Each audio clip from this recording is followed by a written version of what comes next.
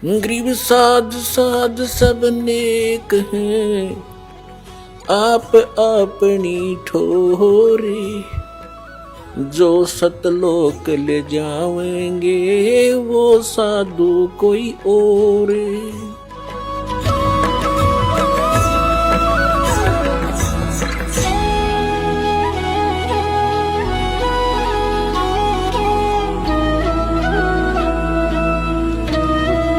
अब दिखाते हैं आपको परमात्मा की सारी स्थिति। देखिएगा ऋग्वेद मंडल नंबर 9, ऋग्वेद मंडल नंबर 9 अब दिखाते हैं, और सूक्त नंबर 86। भगवान साकार है या निराकार है, वो कैसी लीला करता है। ये है ऋग्वेद मंडल नंबर 9, 10 इकट्ठा अनुवाद है।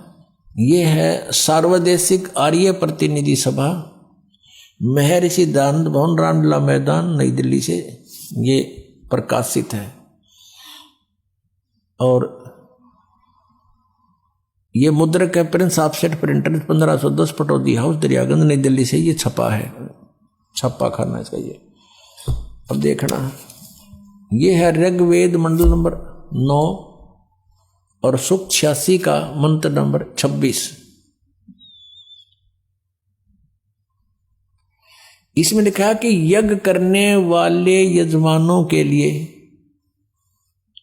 परमात्मा, यज्ञ करने वाले माने धार्मिक अनुष्ठान यानी साधना करने वाले, यजमान माने भक्तों के लिए परमात्मा सब रास्तों को सुगम करता हुआ उनके विघ्नों को मर्दन करता है और उनको पवित्र करता हुआ और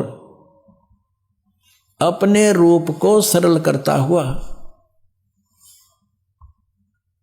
वह कांति में परमात्मा। यह लिखना था कबीर देव, कवि कोई भी सर्वज्ञ नहीं हो सकता जिसको सारा ज्ञान हो।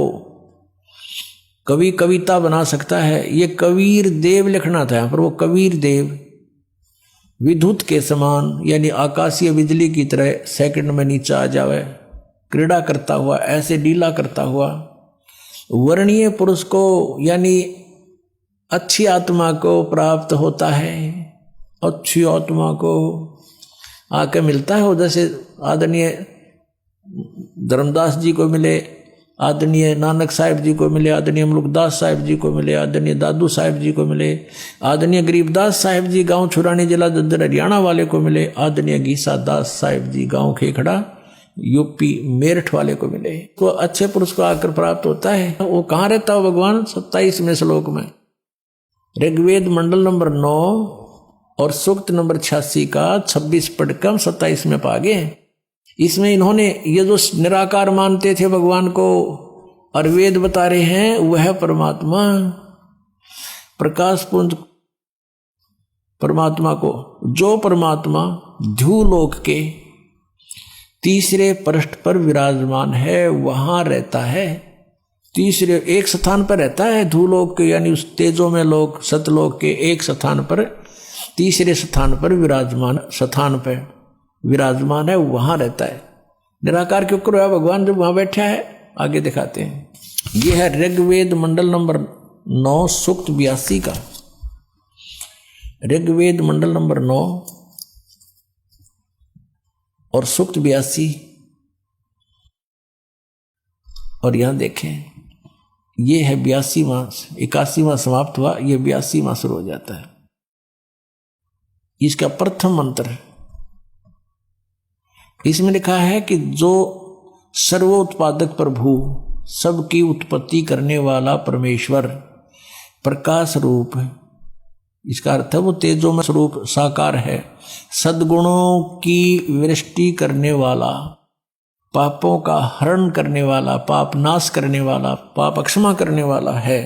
वह राजेव, राजा के समान, राजेव इसका अर्थ है राजा के समान आगे लिखा है। ये देखना, ये 269 पृष्ठ पे पढ़ रहे हैं। कोई भ्रमत कर देगा कि दूसरा पृष्ठ दिखा दिया होगा। ये 270 दिखाऊंगा। ये देखो 270, यहां लिखा है 82 का, पहला पढ़ रहे हैं 82 का, 9 के 82 का। राजा के समान दर्शनीय है, वो देखने जोगा है, विजिबल है, वो साकार है, राजा की तरह तो मनुष्य जैसा ही हुआ। और वह है पृथ्वी आदि लोक लोकांतरों के चारों ओर शब्दमान हो रहा है। वह वर्णीय पुरुष को, वर्णीय माने अच्छी आत्मा को, श्रेष्ठ पुरुष को, जो दृढ़ भक्त है, जो दृढ़ भक्त है उसको पवित्र करता हुआ प्राप्त होता है। जैसे आदरणीय धर्मदास साहिब जी को, जो दृढ़ भक्त थे उसके बाद डगमग नहीं हुए, आदरणीय मुलुकदास साहिब जी को, आदरणीय दादूदास साहिब जी को, आदरणीय गरीबदास साहिब जी गांव छुड़ानी जिला दद्दर हरियाणा वाले को, और आदरणीय गीसा दास साहिब जी को गांव खेखड़ा मेर यूपी वाले को। ये दृढ़ भक्त आज तक डगमग नहीं हुए, दुनिया को हिला के रख दिया इन्होंने। इनको भगवान में ले आकर के को पवित्र करता हुआ प्राप्त होता है वर्णीय पुरुष अच्छी आत्मा को। जिस प्रकार विद्युत माने आकाशीय बिजली स्नेह वाले स्थानों को आधार बनाकर प्राप्त होता है। देखो कितना स्पष्ट किया इन्होंने। ऋग्वेद मंडल नंबर 9 और सूक्त नंबर 81 में कति कंसेप्ट क्लियर कर दिया कि वो परमात्मा राजा की तरह देखने जोगा है।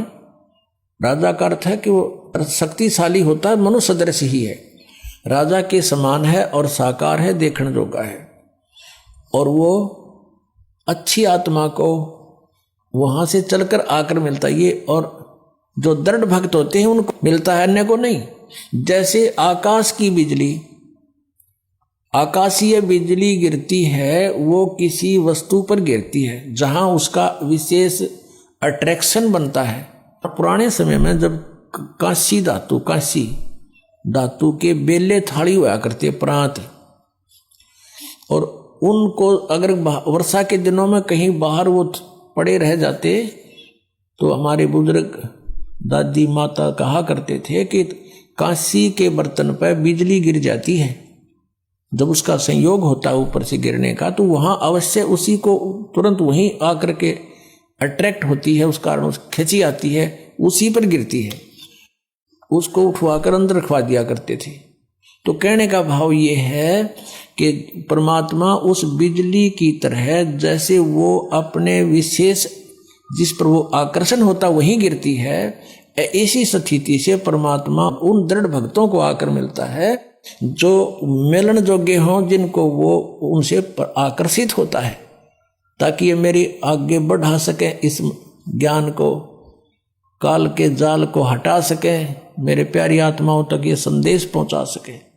और उनका क्या कर ले, आंखें देखें जब भी ना मानो न भगवान मिल लेगा, उन तो काला मिल लेगा जहां ये रह रहे हैं।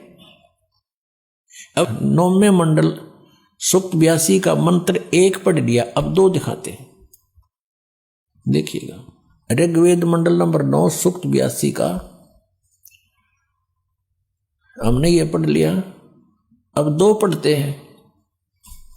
वो परमात्मा किस उद्देश्य से आता है? हे परमात्मन, उप